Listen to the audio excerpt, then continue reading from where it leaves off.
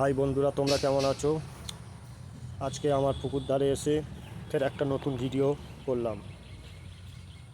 তোমরা দেখতেই পাচ্ছ আমার ডিম পোনা ভাসছে। একটু ভালো করে লক্ষ্য করে দেখুন, ভাসছে, ঝাঁক করে করে ভাসছে। যারা যারা ডিম পোনা চাষ করতে পছন্দ করো আমার কমেন্ট বক্সে কমেন্ট করে জানাও। ডিম পোনা চাষ খুব মজার চাষ। আর এই ভিডিওটি ভালো লাগলে সাবস্ক্রাইব এবং লাইক করে দিও। দেখুন বন্ধুরা, ভালো করে দেখুন ডিম পোনা কীভাবে ভাসছে দেখুন। আর ওই পারে আছে আমার